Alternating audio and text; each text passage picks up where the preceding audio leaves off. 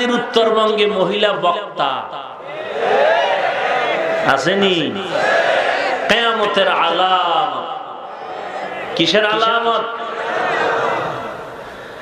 আল্লাহ পাকের আইন হলো, হে নারী, তোমার আওয়াজটাকেও তুমি গোপন করে রাখো। পুরা বডিটা ঢেকে রাখা যেমন পর্দা, নারীদের কণ্ঠের আওয়াজ গোপন রাখাও তেমন পর্দা।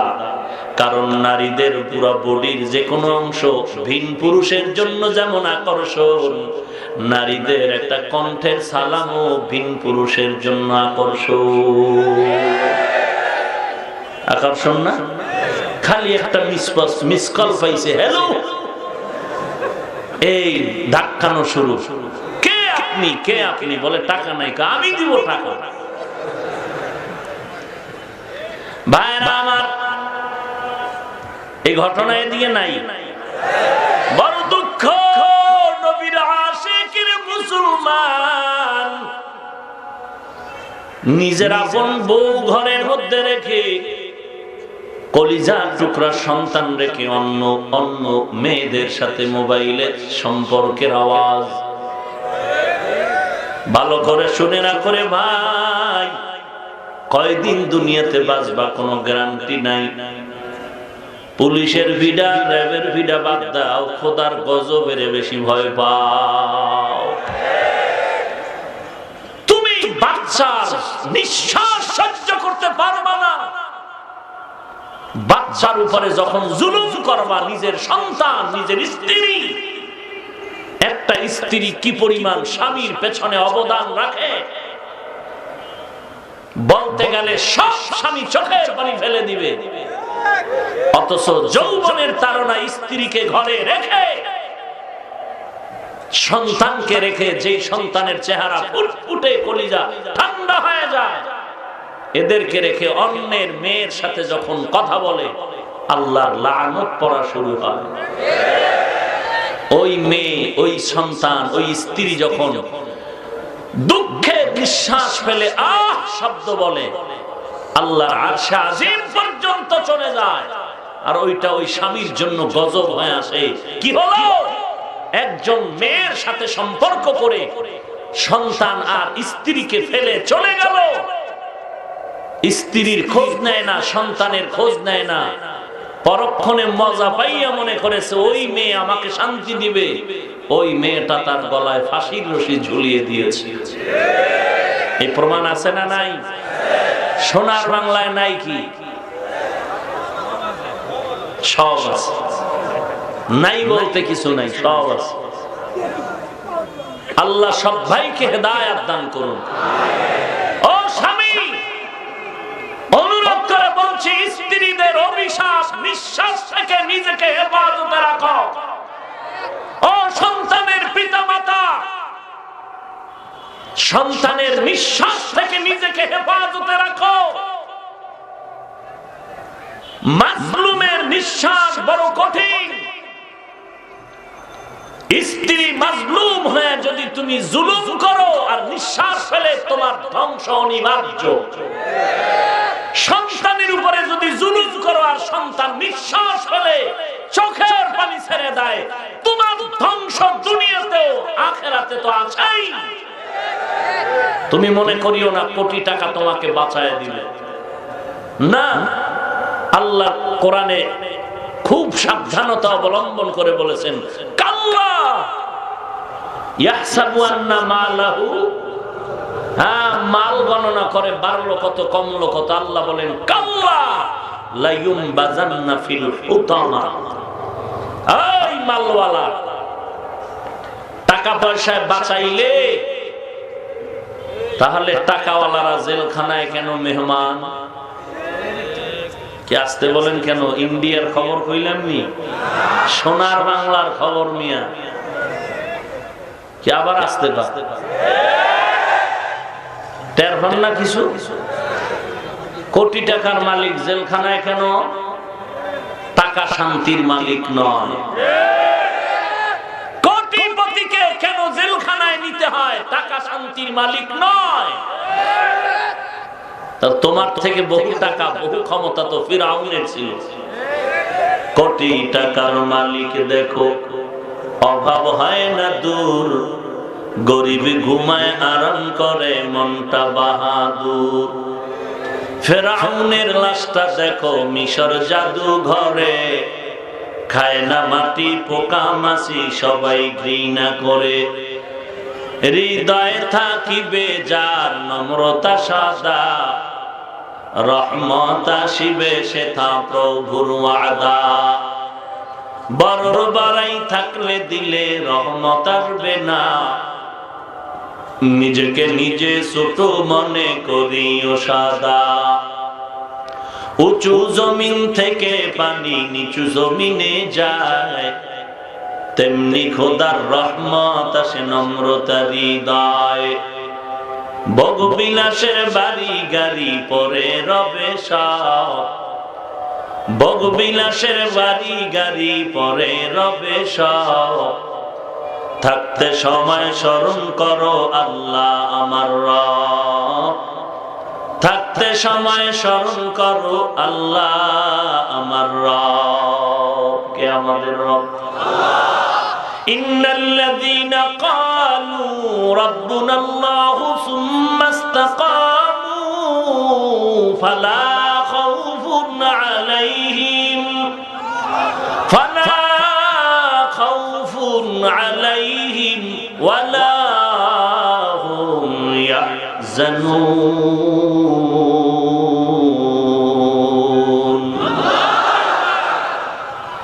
আম্মা জানারা কি কম করেনি? স্বামী বিদেশ আসেনি, স্বামী বিদেশ, এদিকে আম্মা জান কি করে? সাইড কানেকশন ভরপুর হয়ে যায়। আম্মা জান, পর্দার আড়ালের মা, পর্দার ভেতরে তুমি সাবধানে বসবাস করো রে আম্মা জান, কেউ যেন আক্রমণ করার সুযোগ না পায়। যেই স্বামী তোমার বিদেশে খানা নাই ঘুম নাই, মালয়েশিয়ার মধ্যে গিয়া কত বাঙালি মুসলমানের কান্নার আওয়াজ শুনলাম। টাকা পয়সা কামাই করতে গিয়া কত কষ্ট, ঠিক মতো ঘুমাতে পারে না, আবার কত বিভিন্ন সমস্যায় জর্জরিত। এরপরও কামাই রুজি করে টাকা পাঠায় স্ত্রীর জন্য, সন্তান যেন আরামে খেয়ে দিয়ে থাকতে পারে। স্বামীর মাথার ঘাম পায়ে ফেলানো হালাল টাকা পাইয়া রে মা, তুমি যদি স্বামীর টাকা নিয়ে কোনো গুনাহের কাজে ব্যয় করো, আল্লাহর গজব তোমার উপরে মরার আগেই চলে আসবে। আম্মা জানার একটু খুশি হতে চলছিলেন, হ্যাঁ? আল্লাহ উভয়কে হেদায়েতের পথে চলার তৌফিক দান করেন। লাকাদ কানা লাকুম ফি রাসূলিল্লাহি উসওয়াতুন হাসানাহ। বাড়ির চতুর্দিক থেকে দেওয়াল করছে পর্দা, ভিতরে সদরঘাট, মামতো ভাই, খালাতো ভাই, ফুফুতো ভাই আছে না নাই? হায় হায় হায় হায়। ইমাম সাহেব মাইকের আওয়াজ কমায় দেন, ফজরের পরে গজল কেন? বাচ্চাদের ঘুমের ক্ষতি, সোনার ছেলেদের লেখাপড়ার ক্ষতি, মাইকের আওয়াজ কমায় দাও। সোনার ছেলেরা লেখাপড়া করবে পারে না, কিন্তু সোনার ছেলেরা মাইকের আওয়াজ শুনে না, আওয়াজ শুনে না। সোনার ছেলেরা মোবাইল নিয়ে সারা রাত পড়ালেখা নাই। হাজি সাহেব মাইকের আওয়াজ শুনলে মাথা গরম হয়, আর হাজি সাহেবের টাটকা হাজি, ভিআইপি প্যাকেজের হাজি। মাইয়ার বিয়ার সময় 5 তলা বিল্ডিং কাঁপতেছে, মসজিদ কাঁপতেছে। কি ব্যাপার? মেয়ের বিয়ায় গায়ে হলুদের সিনেমা হলের আওয়াজ। হাজি সাহেবের বিল্ডিং কাঁপে, গায়ে হলুদের নাচ গানের আওয়াজ, ব্যাক সাইডের আওয়াজ, মসজিদ কাঁপে। ইমাম সাহেব একটু বলতে চাইলেন, হাজি সাহেব, হুজুর আপনার কাম নাই, আপনার দাওয়াত পান নাই? বলে কি? বলে আমার মেয়ের না বিয়া, তার গায়ে হলুদ চলছে মাত্র, আরো কত কিছু চলবে। আল্লাহ হেদায়েত দান করুন। ভাইরা আমার, সব কিছুর একমাত্র কারণ রাসূলের আদর্শ থেকে আমরা অনেক পেছনে চলে গেছি। ভাইরা আমার, এজন্য নবী আমার উত্তম আদর্শ নিয়ে জমিনে আগমন করেছিলেন। বিদায় বেলা দুটো জিনিস রেখে গেলেন, এক নম্বরে কোরআন, দুই নম্বরে পয়গম্বরের রেখে যাওয়া সুন্নাত। এরে বগুড়ার মুসলমান, একটু জবাব দাও, আমার নবীজির সুন্নতের যে আদর্শ রেখে গেলেন এগুলো পালন করবে হিন্দুরা, বৌদ্ধ, খ্রিস্টান, ইহুদি? কারা? কোন দেশের? শুধু বাংলাদেশের, আর কেউ না তো? ইন্ডিয়ান, লেবানন, লন্ডন, না সব? শুধু বগুড়ার মুসলমান ছাড়া। আপনারাও এই যুবক, রাসূলের রেখে যাওয়া সুন্নতের আমল আপনাকেও করতে হবে, তো করেন না কেন? আয়নার সামনে দাঁড়িয়ে তুমি আল্লাহর মহব্বতে কাউর দরকার নাই, তুমি তোমার বিবেককে প্রশ্ন করো, রাসূলের সুন্নত তরিকায় চুল না কেটে ক্রিকেটারের গোলামি কেন করেছো? ক্রিকেটারের গোলামি করলা কেন? ক্রিকেটারের সাইজ ভালো লাগলো, মদিনার তাকে লাথি মারলা কেন? অথচ আমার নবীর আদর্শ এত সুন্দর। নবীর আদর্শ এমন এক সময় নবী আসলেন যে সময় মক্কার মানুষ আদর্শ চিনে না, আদর্শ বিবর্জিত কাজ করে, দুষ্ট চূড়ান্ত বেহায়াপনার চূড়ান্ত সীমায় চলে গেল। কেমন খারাপ! নারী আর পুরুষ মক্কার পার্শ্বে চতুর্পার্শ্বে তাওয়াফ করে উলঙ্গ হয়া। কি পরিমাণ খারাপ হলে নারী পুরুষ উলঙ্গ হয়া বাইতুল্লাহ তাওয়াফ করে। এমন এক সময় আদর্শের মূর্ত প্রতীক রাহমাতুল লিল আলামিন জমিনের মধ্যে পদার্পণ করলেন। প্রশ্ন হলো, দুনিয়াতে সব থেকে খারাপ মানুষ মক্কায় কেন? যেই ঘর দেখলে কলিজা ঠান্ডা হয়, গুনাহ মাফ হয়। ওই বাইতুল্লাহর কিনারার মানুষগুলো এত খারাপ কেন রে ভাই? একমাত্র কারণ, ঈসা নবীর বিদায়ের পর আমার নবীর আগমন পর্যন্ত এদের কোনো মুরব্বী ছিল না। মুরব্বী না মানলেই বিপদ, মুরব্বী না মানলেই। কথা বলেন না কেন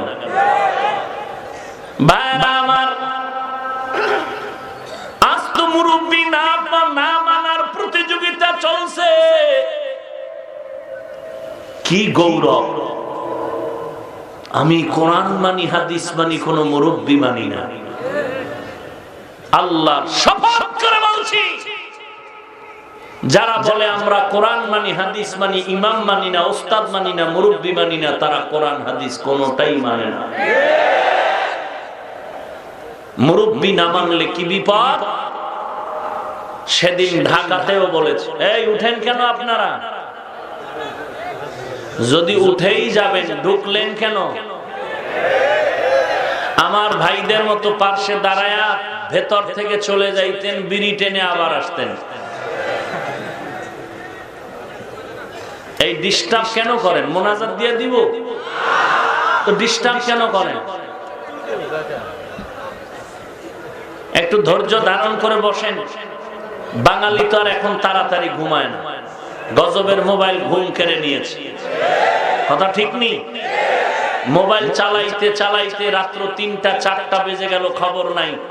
মুয়াজ্জিন যখন আজান দিবে মাইকে ফু দিয়েছে, তখন ঘুম। এক ঘুমে ফজর শেষ। এরপর কি বাহাদুরি কয়, নামাজ না পড়লে কি হইব? দিল পরিষ্কার। নবী কয় নামাজ না পড়লে হয় চোর। কি হয়? তো চোরের দিল আর কি পরিষ্কার এটা বলার বয়ান লাগে না। ভাইরা আমার,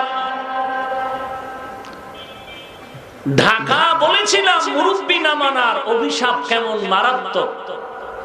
ঢাকা মালিবাগ মাদ্রাসা একটি ঐতিহ্যবাহী ইলমের মারকাজ, যেখান থেকে একজন আলেম বের হওয়া মানে ইলমের দরওয়াজার বুলেট। সেখান থেকে একজন বিচক্ষণ আলেম মুফতি হয়ে বের হলেন, দামি মুফতি, সাধারণ মুফতি নয়, হাফেজে কোরআন, এত সুন্দর তিলাওয়াত। ঢাকার ঐতিহ্যবাহী দামি মসজিদের 10 বছরের ইমাম। আজ ওই বান্দা কোরআন আর হাদিসের অংশ পড়ে পড়ে বলে আল্লাহর এই অন্যায়, রসুলের এই অন্যায়। মুসলমানের পিটা বেতের ভয়ে, বাড়ির ভয়ে, মাইরের ভয়ে আজ বাংলাদেশের পার্শ্ব এলাকা ভারতে বসে ওই লেকচার দেয়। 10 বছরের মুফতি সাহেব ইমামতি করে নামাজ পড়াইলো, দামি মুফতি। আজ আল্লাহকে গালি দেয়, রসুলকে গালি দেয়। কেন? মুরব্বি না মানার কুফর। আপনারা দেখেন, আজ আমাদের ইসলামের এই পতাকার নিচে গোটা বাংলাদেশে দেখবেন যারা পেছ লাগায়, খোসা দেয়, বিতর্কিত কথা বলে উম্মতকে বিভ্রান্তে ফেলে দেয়, এদের পেছনে খোঁজ দিবেন সমস্যা কি? একমাত্র সমস্যা মুরব্বি মানে না। খোঁজ দিয়ে বলুন, আমি খোঁজ নিয়ে বলছি, মুরব্বি না থাকার কারণেই লাগামহীন বক্তব্য দিচ্ছে আর বলতেছে শবে বরাত পালন করা দুর্গা পূজার মতো। শবে বরাত পালন করবেন না, এই হাদিসে এই বলছে, ওই বলছে, এভাবে বলেন।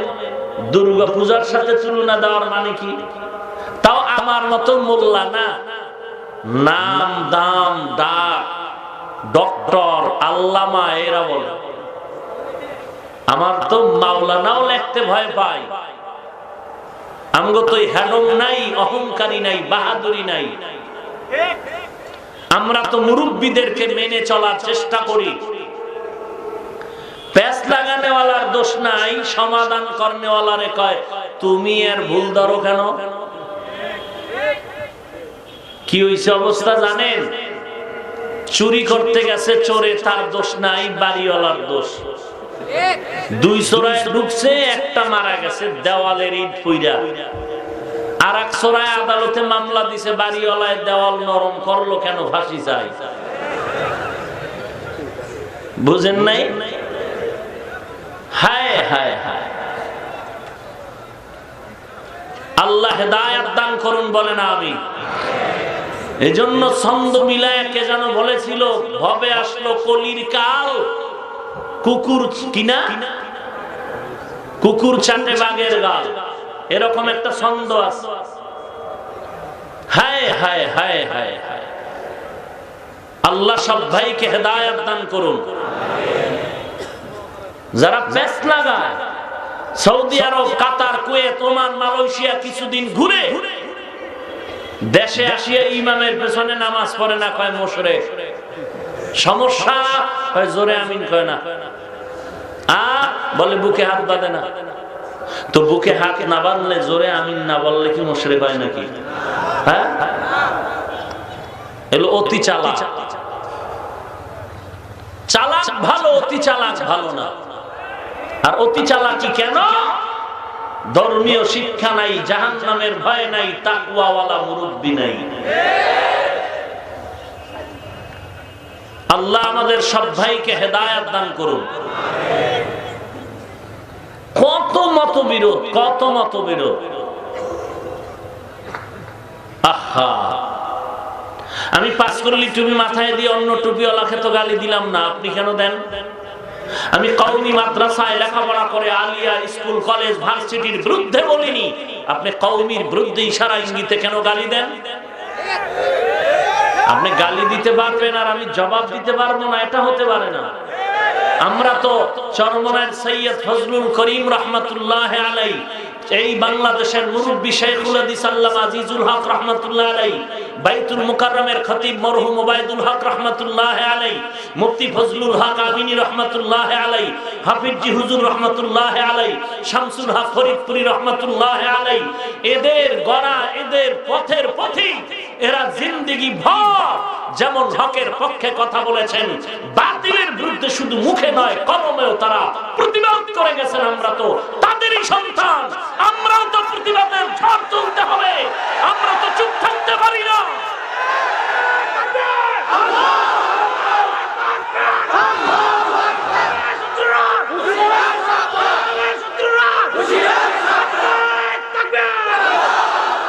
আমরা কাউকে গালি দিব না, আঘাত করব না, কিন্তু কেউ যদি আঘাত করে, কেউ যদি গালি দেয়, কেউ যদি ধর্মের উপরে কেউ বিতর্কিত সৃষ্টি করে, তার জবাব দিতে হবে উম্মতের ঈমান বাঁচাবার জন্য।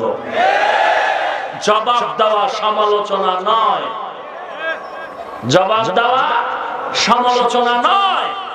আপনি ইমাম আবু হানিফাকে মুশরিক বলে গালি দিবেন, চরমনের হুজুর তাকে গালি দিবেন, হাটহাজারীর হযরতকে গালি দিবেন, আর এদেশে লক্ষ লক্ষ তাওহীদি ঈমানি মুসলমান থাকবে চুপ করে, এটা হতে পারে না,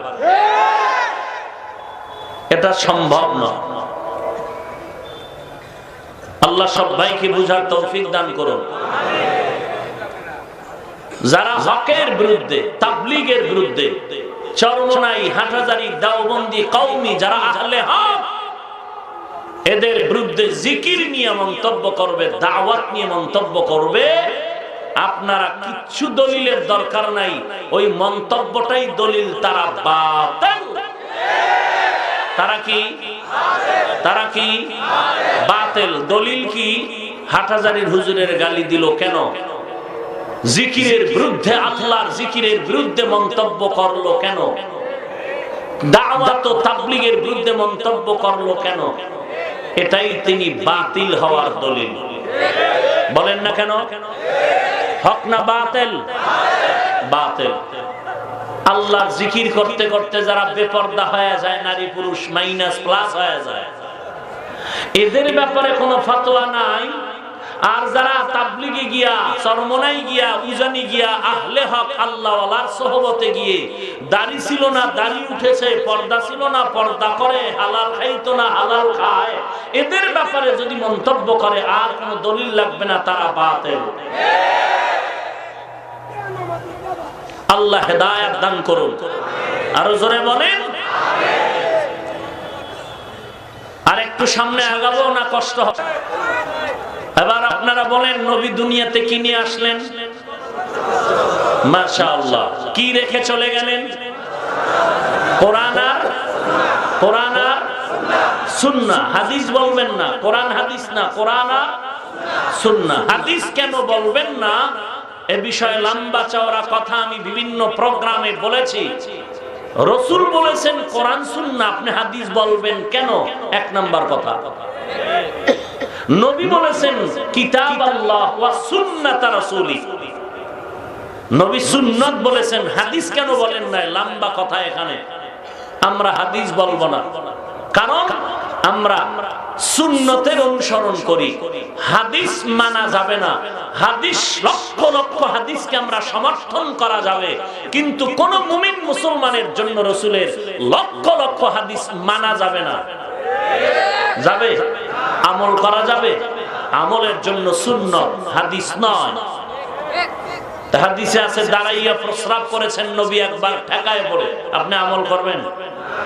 নবীর হাদিসে আছে নবীজির 11 জন বিবি ছিল, আপনি আমল করবেন? খুব সাবধান। হাদিসে বহু কিছু আছে, কিন্তু এটা বুঝতে হবে কোন সময়ের হাদিস। হাদিসের সাথে কোরআনের আয়াতে অনেক সময় বিরোধ হয়ে যায়। কোরআনের আয়াত বলে একরকম, হাদিস বলে একরকম।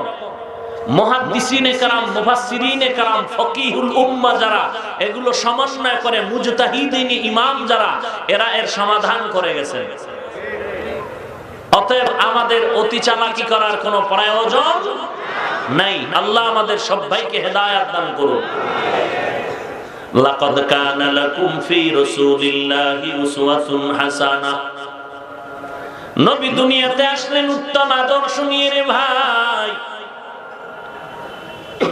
মানুষগুলো এত খারাপ ছিল, নবীর আদর্শ পালন করা যখন শুরু করলো এত দামি হয়ে গেলেন মক্কার মানুষ। এখন তাদের নামে সাহাবী শব্দ লেগে গেল। শুধু তাই না, 10 জন সাহাবা দুনিয়াতে জিন্দা হালাতেই জান্নাতের টিকিট পেয়েছে। কয়জন? আর কোনদিন এই কথাটা শুনেন নাই? শুনছেন? শুনলে বলেন তো 10 জনের মধ্যে 1 নম্বরে কে? দ্বিতীয় কে? তৃতীয় কে? চতুর্থ কে? রাদিয়াল্লাহু আনহুম আজমাইন। এরকম কয়জন? জান্নাতের ডাইরেক্ট আল্লাহর রাসূলের মাধ্যমে গ্যারান্টি পেয়েছেন। পাওয়ার পরেও তাদের এমন হালাত হয়ে গেল যে সারাটা জিন্দেগি শুধু কান্নার আওয়াজ, কান্নার আওয়াজ, কান্নার আওয়াজ। এবার চিন্তা করেন, আপনারা কেউ গ্যারান্টি পাইছেন? কেন? পীর সাহেবরা দেয় নাই? কি বলে? অনেক পীর সাহেব তো বলে যে আমি তোরে জান্নাতে না নিতে পারলে আমি কি এর পীর? তুমি তো তালের পীর। আহা, নামাজ নাই, রোজা নাই, গাঞ্জা খাইয়া ভাল্লুক হয়ে গেছে। এখন আমি সুন্নি আশেকে রাসূল। তুমি যদি সুন্নি হও বাটপার কে?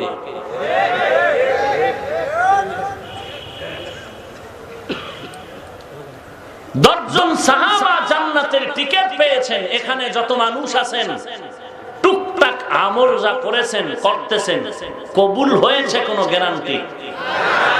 মোটেও না। ঘুমের ঘরে পাননি। এরপরও এত বাহাদুরি, কবুলিয়তের গ্যারান্টি পাইলে তো জমিন উল্টাইয়া দিতেন। কবুল হয় নাই, গ্যারান্টি নাই, এরপরও কয় দিল পরিষ্কার। শুধু এতটুকু, ফুল চালাক যারা তারা বলে হুজুরদের থেকে ভালো আছে। হায় হায়, লাকাদ কানা লাকুম ফি রাসূলিল্লাহি উসওয়াতুন হাসানাহ। নবীর আদর্শ পেয়ে সাহাবায়ে কেরাম এত দামি হয়ে গেলেন। এনে নবীর আশিক, খলিফাতুল মুসলিমিন, অর্ধ জাহানের গোলাম ওমর ফারুক রাদিয়াল্লাহু তাআলা আনহু প্রশ্ন করল, ইহুদি নবীজির আদর্শের একটু বয়ান করেন। নবীর আদর্শ বারবার বলেন, এত সুন্দর আদর্শের নবী আমার, একটু বলেন নবীর আদর্শ কেমন? ওমর বলে, আমি তো নবীর জীবনীটা পুরা পাই না। নবীর জীবন সম্পর্কে আদর্শের বয়ান শুনতে চাইলে তোমরা বেলালের কাছে চলে যাও। বেলালের কাছে চলে গেল। বেলাল রাদিয়াল্লাহু আনহু কেমন দামি সাহাবী, যদিও গরিব, যদিও তিনি আফ্রিকার জঙ্গলের বেলাল। নবীর আদর্শের কারণে এত দামি হয়ে গেলেন, যেই মক্কা থেকে নবী কান্না করে হিজরত করে মদিনায় চলে আসছিলেন, আজ নবী বিজয়ের মালা নিয়ে মক্কায় হাজির। বলবো? মক্কায় গিয়ে আমার নবী হাতের মধ্যে লাঠি নিয়ে বাইতুল্লাহর ভেতরের মূর্তিগুলো ভাঙতেছেন। আর হযরত আলীকে বললেন, রে আলী, জমজমের পানি দিয়া পরিষ্কার করে নাও, আজ আমরা বাইতুল্লাহর কিনারায় বিজয়ের নামাজ আদায় করব। যেই মক্কায় আমাকে থাকতে দেয় না আমার কওমের দুশমন, আজ ওই মক্কা আমাদের বিজয় হয়েছে, আজ আমরা বিজয়ের নামাজ আদায় করব। আজকে বিজয়ের নামাজ পড়ব মক্কায়, জমজমের পানি দিয়ে সব নাপাক দূর করো, মূর্তি ভেঙ্গে সরায় দাও। পরিষ্কার করা হয়ে গেল। জোহরের নামাজ আজ বিজয়ের বা জামাত ওপেন জামাত হবে আজ মক্কার দূরে। হাতিমে কাবার মধ্যে জামাতে বিজয়ের নামাজ হবে, দিনটা আনন্দে ভরপুর হয়ে আছে। নবীর আদর্শের সাহাবায়ে কেরাম বসে আছে, আজকে বিজয়ের নামাজের ইমাম হবে আমার নবী, আর মুয়াজ্জিন যিনি হবেন তার জীবনটা হবে ধন্য, কে হবে তা জানা নেই। মায়ার নবী মশওয়ারায় বসে গেলেন, কে হবে আজ মুয়াজ্জিন, আযান দিবে যোহরের আযান, বিজয়ের আযান। নবী পরামর্শে বসছেন, একজন দাঁড়ায় বলেন, নবী এত চিন্তা কেন, আজকে বিজয়ের আযান দেওয়ার অধিকার একমাত্র আবু বকর সিদ্দিক। কেন আপনি বললেন, কোন যুক্তি বলে নবী? আপনিই তো বলেছেন আবু বকরের সম্মানের কথা। কে সে আবু বকর? যেই আবু বকরকে আল্লাহ ডাইরেক্ট আল্লাহ নিজে সালাম পাঠিয়েছেন আবু বকরকে। ইহুদি আমার নবীর কাছে গিয়া বিচার দায়ের করলেন আর বললেন, ও পয়গম্বর, আপনার এক সাহাবী আমার গালের মধ্যে একটা চর কষেছে। নবী বলেন, কে করেছে? ভাবলেন ওমর, বলে না ওমর না, আবু বকর। নবী আবু বকরকে ডাকলেন, লাব্বাইক ওয়া সা'দাইক, হাজির হয়ে গেলেন। আপনি কি ইহুদির গালে চর মেরেছেন? আবু বকর সিদ্দিক বলেন, হ্যাঁ আমি চর মেরেছি। কেন? বলে, এই বেঈমান আমার আল্লাহকে গালি দিয়েছে, আমি বরদাস্ত করতে পারি নাই। ইহুদি কত বড় বেঈমান, সাথে সাথে কসম করে বলে, আমি আল্লাহরে গালি দেই নাই। এখন নবী তো হলেন ইনসাফের বিচারক। নবী বলেন, আবু বকর, ইহুদি যখন কসম করেছে, আপনি এখন সাক্ষী পেশ করতে হবে। আবু বকর চুপ হয়ে গেলেন। নবী বললেন, আপনি সাক্ষী পেশ করেন। আবু বকর বলেন, আমার সাক্ষী নাই। নবী বলেন, ইনসাফের বিচার যদি করি তো এখন আপনি সাক্ষী দিতে না পারলে, ইহুদি কসম করেছে, এখন বিচার এমন হবে, ইনসাফের বিচার, ইহুদি আপনার গালের মধ্যে একটা চর দিয়ে তার প্রতিশোধ নিয়ে নিবে। ইহুদি বড় খুশি, মায়ার নবীর সামনে আবু বকরের গালে বেঈমানের হাত। আবু বকর সহ্য করতে পারে না, আমার নবীও পারেন না। নবীও জানেন আবু বকর তো মিথ্যা কথা বলে না, কিন্তু এখন ইনসাফের জাহিরি বিচারে সাক্ষী লাগবে। কিন্তু আবু বকর সাক্ষী পেশ করতে পারলেন না। ইহুদি যখন সুযোগ পাইয়া বাম হাতটা বাড়ায় আবু বকরের দিকে আগাচ্ছে, ডাইরেক্ট সাথে সাথে জিবরাইল এসে হাজির হয়ে গেলেন। জিবরাইল আমিন এসে বলেন, ও পয়গম্বর, আবু বকর সত্যবাদী, কোনো সন্দেহ নাই। যদি আপনি বলেন সাক্ষী চাই, আল্লাহ অর্ডার করেছেন, আবু বকরের সাক্ষী হলেন আমার আল্লাহ নিজে। এই হলো নবীর আদর্শের সাহাবী। যেই সাহাবীর সাক্ষী হয়ে গেলেন আমার আল্লাহ, ও নবী আজকে বিজয়ের আযান দিবেন আবু বকর। কারণ ওই আবু বকরের জন্যই তো আপনার দিল ভাঙ্গা মায়া। যেই বিজয়ের আনন্দে মক্কার পাশে দাঁড়িয়েছেন, এক সময় কান্না করে বিদায় নিয়েছিলেন আপনি মক্কার থেকে। চতুর্দিক দিয়ে ঘর আটকায় দিয়েছে, বেঈমানেরা আপনাকে হত্যা করবে। আপনি তো বলেছেন, আপনি হযরত আলীকে বিছানায় রেখে আপনি ডাইরেক্ট আবু বকরের ঘরের কিনারায় চলে গেছেন। আবু বকরের ঘরের কিনারায় গিয়া নবী আস্তে করে ডাক দিলেন, আবু বকর।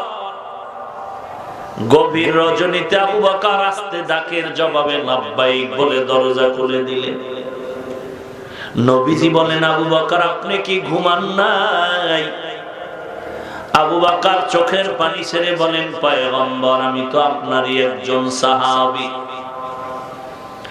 আপনি আমাকে বহু আগে বলেছিলেন হিজরতের জন্য তৈয়ার হয়ে থাকতে আপনার সঙ্গে যেতে হবে। আল্লাহর কসম, আমি ওই দিন থেকে যতই ব্যস্ত থাকি না কেন, রাতের বেলা দরওয়াজার কিনারায় অপেক্ষায় থাকি, একটা সেকেন্ডের জন্য ঘুমাই না। কখন মায়ার নবী এসে ডাকবে না আর আমি ঘুমায় যাব, দুশমন এসে আঘাত করবে। নবী চোখের পানি ছেড়ে কাঁদলেন। এটাও কি এত বড় ত্যাগ সম্ভব? এরে নবীর উম্মতের দল। আবু বকর কান্না করে বলে, নবী, আমি একা ঘুমাই না তা না, আমার কলিজার টুকরা কন্যা আসমাও ঘুমায় না। রাতের বেলা নাস্তা বানায় অপেক্ষা করে, নবী আসবেন। লম্বা সফরে নবী যাবেন, নাস্তা দেওয়ার জন্য অপেক্ষা করে। নবী শুধু তাই না, আমাদের চলার পথে আমাদের বাহন উট, ওই উটও ঘুমায় না। আমার নবী আসবেন, ওই পথে দিয়ে তাকায় কান্না করে সারা রাত সোজা। মায়ের নবী চোখের পানি ছেড়ে কাঁদলেন আর বললেন, ও মালিক,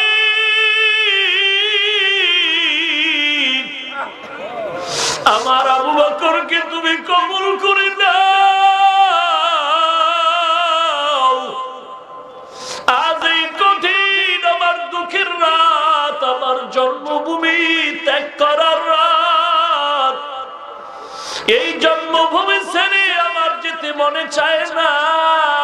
আমার দুঃখের রাত, এই রাতে আমার আবু বকর আমার সঙ্গী হয়ে তো ত্যাগ স্বীকার করলো।